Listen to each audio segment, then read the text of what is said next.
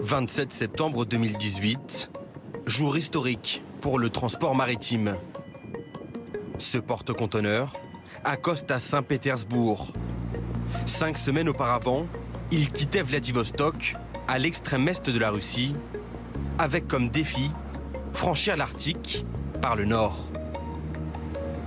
Auparavant, cette route qui longe les côtes de la Sibérie n'était praticable que quelques semaines dans l'année, et pas pour les géants des mers. C'est donc une première pour un navire de cette taille, une mission réussie grâce au réchauffement climatique.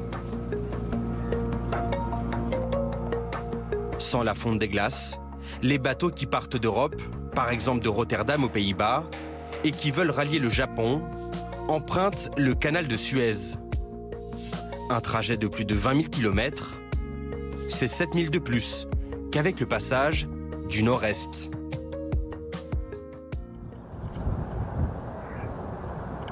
Le pôle Nord, un raccourci pour le transport, mais surtout un sous-sol extrêmement riche. 1/8 des ressources mondiales en pétrole et 30% des réserves de gaz naturel y seraient enfouies. Une manne déjà exploitée par l'entreprise russe Novatek en partenariat avec le groupe français Total. À Yamal, cette usine de gaz naturel liquéfié creuse dans le sol de Sibérie depuis fin 2017.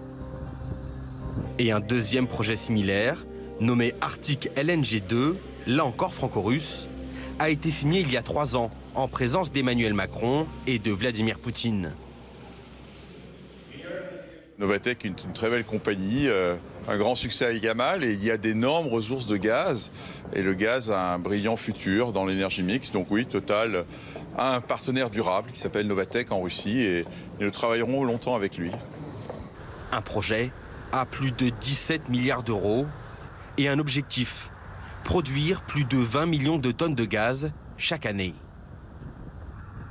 Le pôle Nord, c'est donc le nouvel Eldorado, convoité par les entreprises russes, scandinaves, américaines et même chinoises, pour son gaz, son pétrole, ses minerais et ses métaux cachés sous la couche de glace.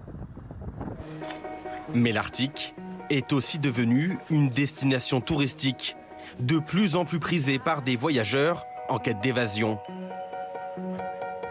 L'éternel et incontournable village du Père Noël en Finlande a attiré près de 3 millions de personnes en 2019. Sur l'île norvégienne du Svalbard, de petits groupes peuvent visiter Pyramiden, une ancienne mine exploitée par les Russes, et sa ville fantôme, abandonnée en 1998.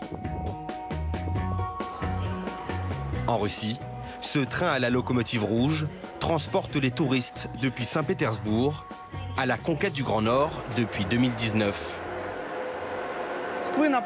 Jusqu'au nord, c'est environ 2200 km. C'est ce qui rend unique cette ligne de train. Les touristes qui sont habitués au confort veulent le conserver jusque dans la région arctique pour voir la nature et la toundra. Et de là-bas, ils continuent à bord d'un bateau.